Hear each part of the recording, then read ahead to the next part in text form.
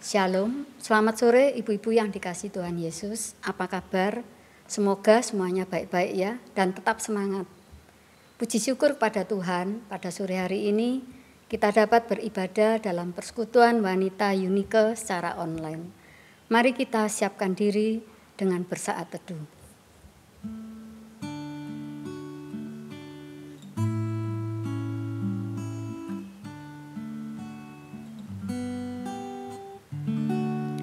Demi nama Allah Bapa, Allah Putra, dan Allah Roh Kudus, kami memulai persekutuan wanita ini. Amin. Pandemi COVID-19 sudah berlangsung sekian lama dan kita tidak tahu sampai kapan akan berakhir. Dampaknya menimbulkan kegelisahan, ketakutan, dan kesedihan. Namun ingatlah, kita mempunyai Allah yang Maha Kuasa. Kasih-Nya melimpah sampai selama-lamanya. Allah sanggup menghibur dan menguatkan kita. Mari kita nyanyikan, kasih Allah melingkupi saya.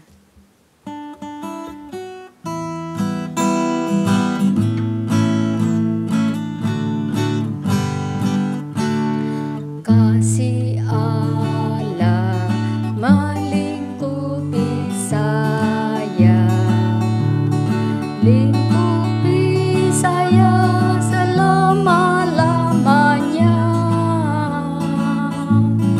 karena kasih-Nya ku tak takut jua, sebab Allah selalu sanggup tolong saya.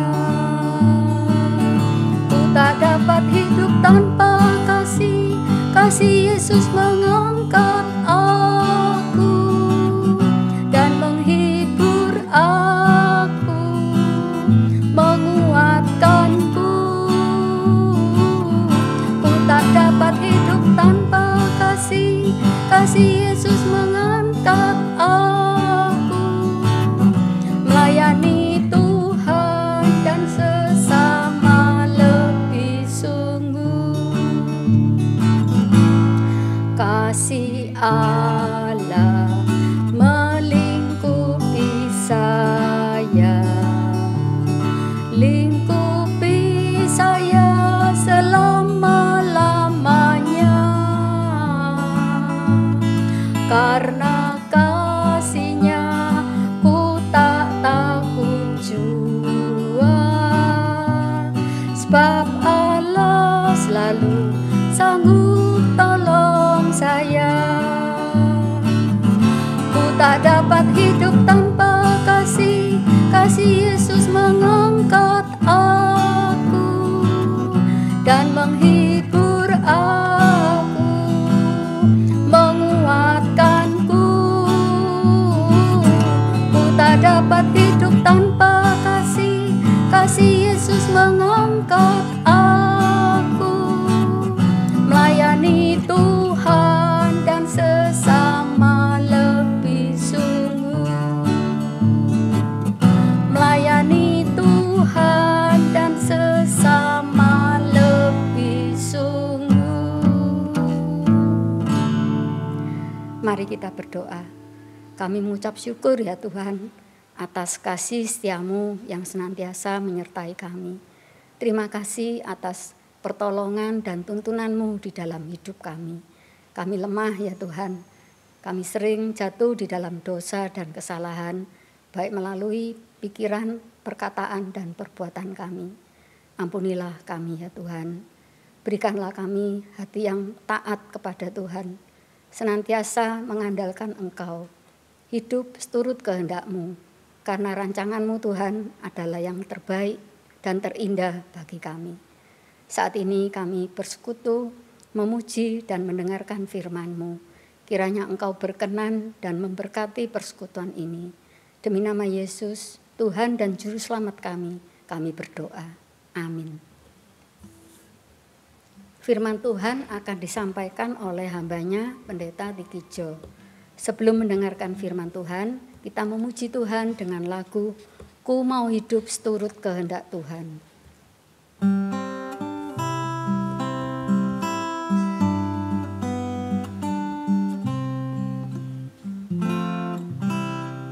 Ku mau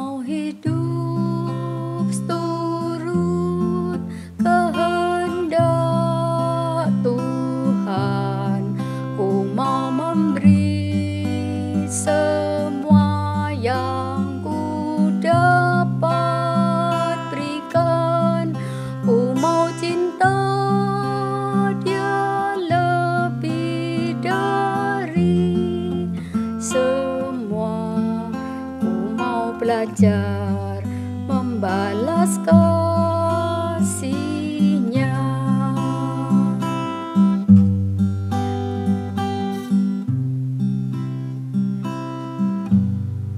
Ku mau hidup seturut kehendak Tuhan.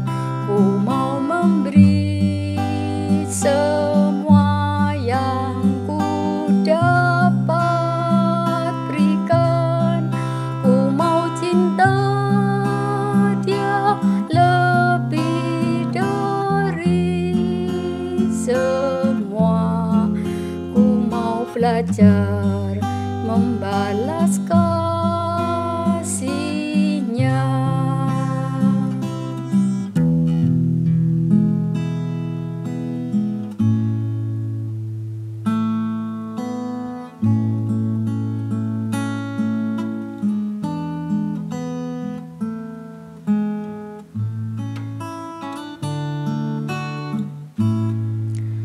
Tuhan penuhkanku dengan firman-Mu. Tuhan penuhkanku dengan firman-Mu. Hidupku bagai bejana ku bawa ke sungai-Mu. Tuhan penuhkanku dengan firman-Mu. Waktu dan tempat saya berikan kepada Pak Tik. Selamat sore ibu-ibu yang dikasihi Tuhan. Senang sekali boleh bertemu kembali dengan teman-teman. Dan hari ini saya diberi kesempatan untuk membagikan renungan firman Tuhan. Renungan kita hari ini bertema keluargaku, memberikan yang terbaik daripada menerima. Firman Tuhan akan kita baca bersama-sama dari Kisah Para Rasul pasal yang ke-20 ayat yang ke-35. Beginilah firman Tuhan. Dalam segala sesuatu telah kuberikan contoh kepada kamu, bahwa dengan bekerja demikian kita harus membantu orang-orang yang lemah dan harus mengingat perkataan Tuhan Yesus. Sebab Ia sendiri telah mengatakan, adalah lebih berbahagia memberi daripada menerima. Berbahagialah kita sekalian yang membaca firman Tuhan, menyimpan dalam hati dan melakukannya di dalam hidup kita. Mari kita berdoa sebelum kita merenungkan firman Tuhan. Bapa yang di sorga, terima kasih kami boleh bersama-sama pada sore hari ini kembali bersekutu, memuji Tuhan, menaikkan doa-doa kami, dan kami juga mendengar firman Tuhan. Kiranya firman Tuhan hari ini menuntun hidup kami untuk melakukan apa yang benar, apa yang menyenangkan hati-Mu, dan kami sendiri boleh bersuka cita karena kami boleh hidup di dalam terang-Mu, dan hidup kami pastilah menjadi berkat di dalam tuntunan firman-Mu. Berkatilah kami Tuhan, supaya kami bukan hanya menjadi orang-orang yang mengerti firman Tuhan, tapi melakukannya di dalam hidup kami. Tuntunlah hamba-Mu, supaya dalam segala keterbatasan boleh menyampaikan firman Tuhan, dan kiranya lebih banyak daripada yang bisa hamba-Mu ini katakan, Engkau akan berkata-kata dalam setiap hati ibu-ibu, saudara-saudara yang mendengarkan firman-Mu pada sore hari ini. Terpujilah nama Tuhan, demi Kristus Yesus Tuhan dan Juru Selamat kami yang hidup, kami berdoa dan mengucap syukur. Amin. Nah, saudara-saudara sekalian, pesan terakhir itu biasanya penting ya, Siapa yang di sini masih ingat pesan terakhir orang tua, papa, mama, atau pesan terakhir pembimbing rohani saudara, pendeta saudara yang saudara sangat hormati ya. Sebelum berpisah, mereka menyampaikan sesuatu, biasanya itu adalah pesan-pesan yang penting ya. Di dalam Alkitab kita menemukan juga Alkitab mencatat pesan-pesan penting dari bapak-bapak gereja. Ada pesan Abraham kepada Yakub ya. Ada pada Ishak maksud saya. Ada pesan Yakub kepada Yusuf dan anak-anak yang lain. Ada pesan Yusuf kepada anak-anaknya supaya dia membawa tulang-tulangnya keluar dari Mesir kalau mereka diizinkan Tuhan untuk keluar dari Mesir, gitu ya. Dan tentu kita ingat Tuhan Yesus sendiri pada malam sebelum dia disalibkan, dia mengumpulkan murid-muridnya dan dia memberikan pesan-pesan terakhir, bahkan mendoakan mereka. Nah saudara-saudara sekalian, pada bagian yang kita baca tadi itu sesungguhnya adalah juga pesan terakhir dari Paulus kepada para penatua di gereja Efesus. Ya, kalau kita membaca cerita yang kita baca di bagian ini, Kisah Rasul pasal 20, kita akan menemukan bahwa sesungguhnya Paulus itu menyampaikan pesan itu di Miletus, ya di Miletus, karena dia itu sedang dalam perjalanan dari Antioquia mau balik ke Yerusalem. Dia sebetulnya ingin mampir ke Efesus, tapi dia berpikir tidak ada waktu yang cukup, maka dia kemudian meminta tua-tua Efesus itu untuk pergi ke Miletus menemui dia. Dan di Miletus itu dia kemudian bertemu dengan mereka dan Paulus mengingatkan 3 tahun lamanya aku bersama-sama kalian. Aku menuntun kalian untuk mengenal Tuhan. Dan kalian lihat selama 3 tahun itu bagaimana jerih payahku. Supaya aku ini membuat kalian sungguh-sungguh menjadi murid-murid Tuhan. Nah, salah satu pesan yang penting adalah ayat 35 itu. Dalam segala hal telah kuberikan contoh kepada kamu. Ya. Dan kemudian kamu juga mesti mengingat apa yang dikatakan oleh Tuhan Yesus Kristus sendiri. Bahwa ada lebih berbahagia kalau kita memberi daripada menerima. Nah saudara-saudara, karena itu hal ini penting ya. Seorang penafsir bagian ini mengatakan bahwa ayat 35 itu adalah ayat yang paling penting dalam Kisah Rasul pasal yang ke-20 itu. Ya, di mana Paulus menunjukkan aku itu hidup menurut standar Yesus Kristus yang memberitahukan kepada aku bahwa berbahagialah orang yang memberi lebih daripada orang yang menerima. Saudara-saudara, apa yang kita bisa pelajari dari firman Tuhan ini, khususnya bagi keluarga kita. Saudara-saudara, yang pertama saya mau mengatakan begini ya, menerima itu bukan sesuatu yang salah. Ya, menerima itu adalah juga bagian yang mesti kita terima dalam hidup ini. Ya, sebab kalau kita itu tidak mau menerima pertolongan sebagainya itu jadi orang yang sombong. Ya, justru karena kita menerimalah kita bisa belajar memberi. Karena kita menerimalah kita bisa bersyukur ya. Dan tentu saya yakin saudara-saudara senang menerima ya. Kalau ulang tahun terima kado, senang bukan? Ya begitu ya Bu Ibu ya. Saya juga senang gitu ya. Kalau saya datang ke gereja, ada seseorang mengirimkan sesuatu. Oh saya bersuka cita. Kenapa? Karena dari pemberian itu saya tahu saya diperhatikan. Ya lebih daripada pemberiannya, perhatiannya itu sungguh menggembirakan kita. Nah saudara-saudara sekalian, menerima itu baik, tetapi firman Tuhan mengatakan lebih baik lagi kalau engkau memberi. Lebih berbahagia kalau engkau memberi. Ya, mengapa saudara-saudara? Sebab ada banyak hal. Tetapi saya mau mengajak saudara memikirkan 3 hal saja ya, supaya kita tidak berlama-lama. Saudara boleh membaca bagian firman Tuhan ini dari banyak buku-buku. Itu banyak petunjuk ya, ada hal yang indah tentang memberi ini saudara. Tapi dalam konteks apa yang dikatakan Paulus ini, dalam konteks keluarga kita, saya mau mengatakan 3 hal. Kenapa kok kalau kita memberi itu kita lebih berbahagia daripada menerima? Yang nomor 1, saya mau mengatakan ini. Sebab firman Tuhan ini disampaikan sendiri oleh Tuhan Yesus. Nah itu dia.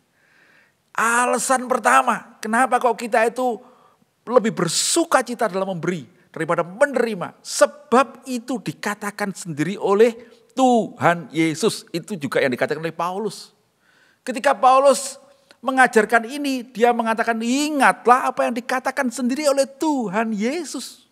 Ya, lebih bahagia memberi daripada menerima. Nah saudara-saudara, Paulus ini menjelaskan bahwa karena itu firman Tuhan, maka pastilah itu benar. Kita tidak usah memperdebatkan mosok sih, lah bisa jadi ya. Ada orang tanya, mosok sih Batik? Kalau kita memberi itu kan memberi itu kehilangan sesuatu. Ya, jadi saudara-saudara, yang mengatakan ini bukan manusia. Yang mengatakan ini bukan cuma saya nih ya. Bahkan bukan cuma Paulus, rasul itu. Tetapi yang mengatakan adalah Yesus Kristus sendiri. Dan siapakah Yesus Kristus itu? Dia adalah firman Allah yang hidup. Saudara-saudara, pastilah itu benar. Tidak mungkin keliru. Ya, karena itu mari kita meyakininya, melakukannya. Karena kita tahu seperti kata Daud itu, ya Tuhan firman-Mu itu pelita bagi kakiku dan terang bagi jalanku. Ya, biarlah terang itu yang membuat kita melakukan apa yang diperintahkan Tuhan itu. Kadang-kadang ketika kita melakukan itu, kita bisa bertentangan dengan pengertian kita sendiri kan. Ya lebih enak menerimalah daripada memberi. Ya toh, kalau menerima saya dapat sesuatu. Kalau memberi saya kehilangan sesuatu. Kalau menerima barang saya bertambah. Kalau memberi barang saya berkurang. Kalau menerima duit saya tambah banyak. Kalau memberi duit saya habis. Nah gitu ya. Maka kita jadi bertanya-tanya, bisa enggak? Nah saudara-saudara, mari kita meninggalkan pikiran-pikiran kita. Kita mesti mengerti bahwa sesungguhnya kita itu enggak tahu banyak dalam hidup kita. Ya, kita mesti mengerti bahwa pikiran kita ini sudah korap itu rusak gitu ya. Sudah enggak sempurna gitu, ada yang salah gitu ya. Sehingga kita harus berpegang pada kebenaran yang lebih benar. Jadi alasan pertama, kenapa kita memberi itu lebih daripada menerima, sebab itu adalah perintah Tuhan. Ya, taatilah saja, pasti itu yang paling benar. Ya, jadikan itu nilai di dalam dirimu. Ya, teman-teman, saya itu bersyukur ya, di dalam hidup saya itu mendengarkan nasihat yang berbeda barangkali dengan banyak orang. Saya bersyukur untuk papa mama saya itu ya. Papa mama saya itu tidak pernah mengajarkan saya untuk jadi orang kaya, jadi orang berhasil, jadi orang sukses, gitu ya, punya kedudukan tinggi, jadi orang pinter, enggak. Papa mama saya itu selalu mengajari saya untuk jadi orang baik. Nah itu dia ya. Nah saudara-saudara, dari situ ya, nilai yang ditanamkan itu membuat saya kemudian tidak terlalu masalah dengan kehidupan yang tidak punya banyak uang. Tentu kita semua perlu uang. Tapi apa yang lebih penting dalam hidup itu, karena di dalam keluarga saya, Tuhan menanamkan, lakukanlah apa yang baik, yang benar, itu yang penting. Jujur, itu yang penting. Maka itu tertanam dalam diri saya gitu ya. Dan itulah yang kemudian saya lakukan, lepas daripada pendapat-pendapat orang yang lain. Dan jadi ukuran buat saya kalau saya melakukan sesuatu. Sama dengan ini saudara-saudara, karena itu bukan cuma orang tua, tapi Tuhan Yesus yang mengatakan, peganglah itu sebagai nilai di dalam dirimu. Ya, nilai bagi anak-anakmu, nilai dalam keluarga kita. Tema kita hari ini adalah keluargaku. Terlebih bahagia memberi daripada menerima. Artinya apa? Mari kita mengajarkan dalam keluarga itu. Ya, bahwa Tuhan mengajarkan kita untuk memberi, bukan menerima. Ya, kita mengajar pada anak-anak kita, pada keluarga kita. Ya, saudara-saudara. Yang kedua, ketika kita melakukan perintah Tuhan itu, maka kita menyatakan iman kita kepada Tuhan. Ya, apa sih baiknya memberi kok lebih bahagia daripada menerima? Sebab ketika kita melakukan perintah Tuhan, waktu kita memberi, maka nomor satu, kebaikannya adalah dengan begitu kita ini percaya kepada Tuhan. Ya tahu itu perintah Tuhan, saya percaya, saya melakukannya. Waktu kita percaya pada perintah Tuhan, maka kita itu kemudian makin mengenal Tuhan. Kenapa? Waktu saya mentaati perintah itu, di samping saya memberi, apa yang lalu kita dapatkan teman-teman? lalu kita akan dituntun Tuhan untuk kepada siapa saya memberi. Benar bukan? Kepada siapa kita memberi? Nah, kita memberi pada sesama kita. Orang-orang yang membutuhkan itu ya, orang-orang yang lemah. Gitu ya. Kita memberi pada sesama kita, tetapi kita juga memberi kepada Tuhan. Nah, begitu ya. Lalu kita makin mengenal Tuhan dalam arti apa? Waktu kita dituntun untuk memberi kepada orang lain, kita melihat mereka bersuka cita. Waktu kita memberi kepada Tuhan, kita melihat pelayanan Tuhan diluaskan. Lalu kita makin mengenal Tuhan. Pengenalan itu muncul ketika kita mentaati Dia. Berjalan menurut tuntunannya. Dan Tuhan menyertai kita. Apalagi saudara-saudara, memberi itu akan membuat kita mengenal rasa syukur gitu ya. Orang yang memberi akan mendapatkan rasa puas di dalam hati. Sebetulnya mana yang dahulu? Puas dulu baru memberi atau memberi dulu baru puas? Dua-duanya ya. Tapi pemberian itu satu sisi menunjukkan betapa saya itu bersyukur kepada Tuhan. Saya merasa cukup dengan berkat Tuhan. Kalau orang tidak merasa cukup, biasanya dia tidak akan beri. Saya sih kurang kok, gitu ya. Saya akan ngambil terus, gitu ya. Saya memberi tambah kurang nanti, gitu. Tetapi sebaliknya, kalau orang itu taat memberi, maka dia melatih diri untuk saya memberi. Kenapa? Karena Tuhan lebih dulu memberi pada saya. Nah itu saudara ya, waktu kita memberi, kita belajar untuk merasa cukup karena berkat Tuhan. Saya punya satu teman saudara-saudara. Dia lumayan lah ya, dia enggak miskin, tapi dia juga enggak sangat kaya. Tapi dia orang yang sederhana ya, dia kemana-mana naik sepeda begitu. Tetapi kalau dia kasih persembahan atau menolong orang, dia sangat murah hati. Kadang-kadang saya tuh sampai tanya dia, kamu gak apa-apa ya, kok ngasih orang terus kayak gitu, enggak berat gitu. Dia bilang begini, enggak lah kok. Lihatlah aku ini saja nih butuh berapa sih. Tuhan ini berkati melimpah-limpah buat aku. Aku tuh ketemu orang-orang sih lebih pinter daripada aku. Tuhan itu ngasih aku lebih banyak dari mereka. Aku lihat orang-orang tuh ada yang kerja lebih keras daripada aku. Mereka dapetnya lebih sedikit. Aku ini saja nih kerja nih piye toh. Tapi Tuhan berikan berlimpah. Maka dia tuh sangat murah hati memberi pada orang. Kenapa? Dia bersyukur pada Tuhan. Dia merasa cukup. Nah saudara-saudara sekalian, orang yang memberi jadi lebih baik dalam arti apa? Karena ketika dia memberi, sesungguhnya dia membuat hatinya itu merasa cukup. Hidupnya itu bersyukur. Semakin dia memberi, dia semakin menyadari betapa Tuhan itu memberkati. Ya, yang ketiga saudara, kenapa kok dengan memberi kita jadi lebih baik? Sebab dengan melakukannya, bukan cuma kita percaya pada Tuhan, pada berkat Tuhan, tetapi kita ini meneladani Tuhan. Ya, kita melakukan seperti yang Tuhan lakukan. Kita menunjukkan kesaksian kita dan menceritakan kasih Tuhan. Nah, ini saya mau ingetin teman-teman. Semua bentuk kasih itu adalah memberi. Ya, kasih itu bukan menuntut.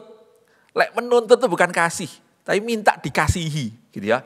Tapi kalau saudara mengasihi seorang, saudara akan memberi, ya. Dan Yohanes 3:16 mengatakan begitu bukan? Karena begitu besar kasih Allah akan dunia ini, sehingga ia mengaruniakan, dia memberikan anaknya yang tunggal. Supaya setiap orang yang percaya kepadanya tidak binasa, melainkan beroleh hidup yang kekal. Waktu kita memberi, sesungguhnya kita meneladani Tuhan yang memberikan anaknya yang tunggal.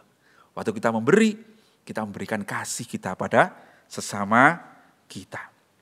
Paulus pada bagian yang kita baca tadi mengatakan begini, dalam segala hal telah kuberikan contoh kepada kamu.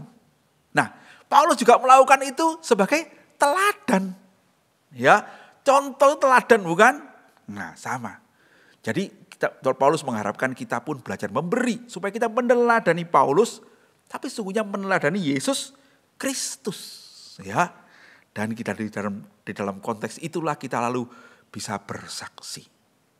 Kita menyaksikan anugerah Tuhan. Apa itu anugerah, saudara-saudara? Anugerah itu adalah pemberian yang cuma-cuma.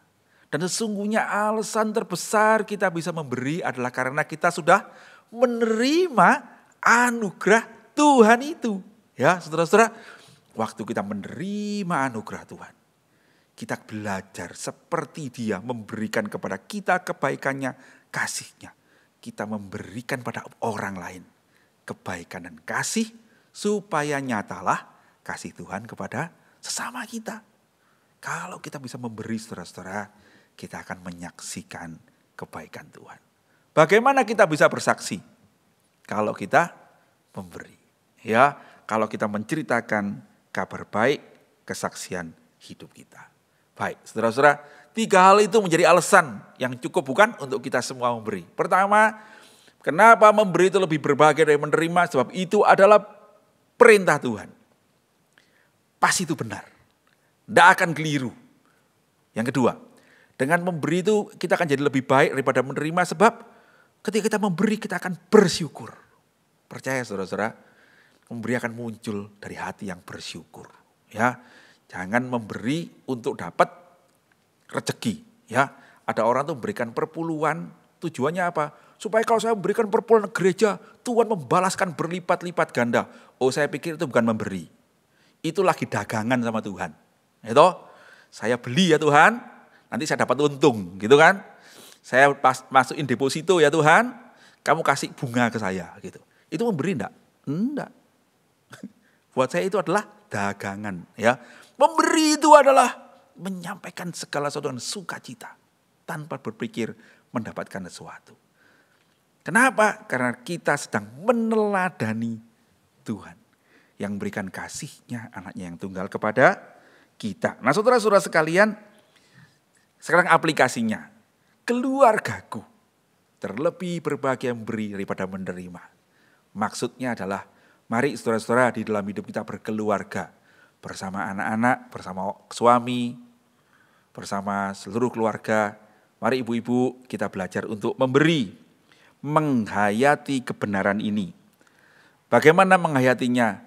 Dengan mengatakannya, menceritakannya. Ya, mama saya itu berkali-kali, papa saya itu berkali-kali ngomongin saya. Jadi orang baik ya. Jadi kalau nanti jadi besar, jadi orang baik ya, gitu ya. Mengatakannya. Yang kedua, melakukannya. Apakah dalam keluarga kita ini, anak-anak kita mengenal kita ini sebagai orang yang murah hati, yang memberi. Ya. Berikutnya, sudahkah kita menjadikannya nilai yang penting di dalam keluarga?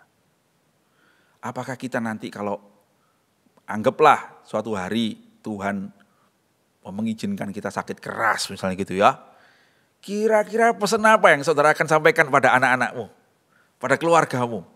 Atau anak-anak ini barangkali mau sekolah ke luar negeri misalnya gitu ya. Kira-kira pesan apa yang kalian saudara-saudara sampaikan pada anakmu sebelum mereka berangkat?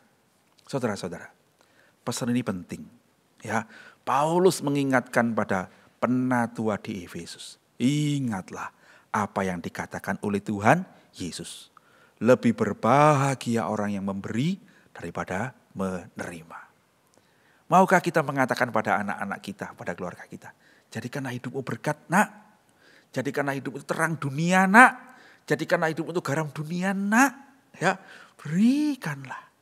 Nyatakanlah kemurahan. Dan Tuhan akan memberkatimu. Saudara-saudara, itulah yang menjadikan keluarga kita itu akan jadi keluarga yang memberi. Ya, memberi bahkan berlimpah-limpah, yang terbaik. Apalagi kalau saudara memberi pada Tuhan, kalau Tuhan sudah memberikan yang terbaik pada kita, Yesus Kristus Tuhan kita. Mari kita yang memberikan yang terbaik kepada Tuhan. Apa itu? Hidup kita sendiri. Ya, Paulus itu mengatakan, demi kemurahan Allah saudara-saudaraku, aku minta kepadamu, persembahkanlah tubuhmu, hidupmu itu sebagai persembahan yang kudus, yang berkenan pada Allah, yang mulia. Dan kiranya Tuhan akan menuntun kita di jalan yang benar. Baik ibu-ibu, kiranya Tuhan berkati, mari kita berdoa. Tuhan terima kasih kami boleh bersama-sama merenungkan firman-Mu pada sore hari ini. Sekarang tuntunlah kami supaya firman itu bukan hanya tertanam dalam hati kami, tapi tumbuh dan berbuah-buah memuliakan nama Tuhan. Berikan kami hati yang bersyukur atas anugerah-Mu, pemberian-Mu. Berikan kami hati yang murah untuk membawa kebaikan-Mu itu kepada sesama kami. Sebab Engkaulah Tuhan kami, Engkaulah teladan kami, Engkaulah penuntun hidup kami. Pimpinlah kami di dalam kebenaran-Mu. Dalam nama Yesus Kristus, Tuhan dan Juru Selamat kami yang hidup, kami berdoa dan mengucap syukur. Amin. Tuhan Yesus memberkati. Terima kasih kepada Pak Tik yang telah menyampaikan firman Tuhan pada hari ini. Ada pengumuman yang akan saya sampaikan.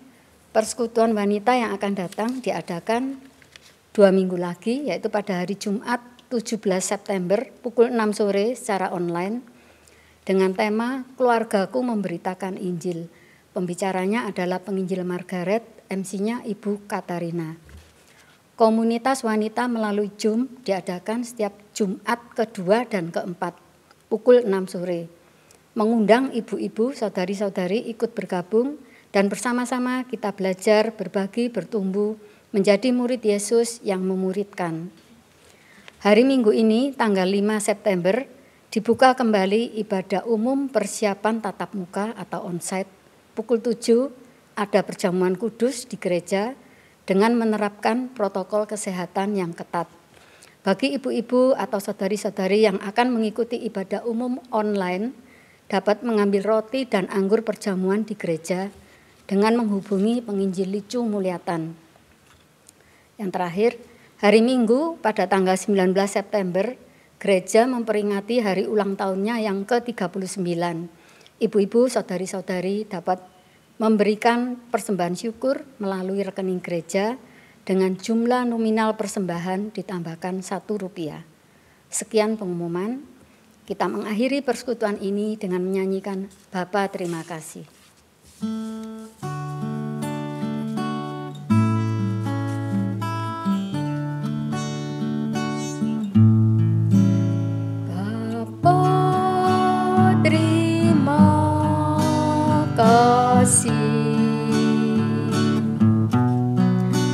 Bapa terima kasih.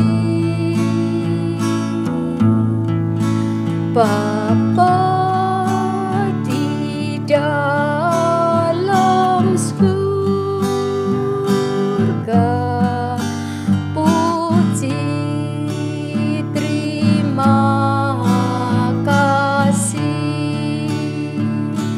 Amin.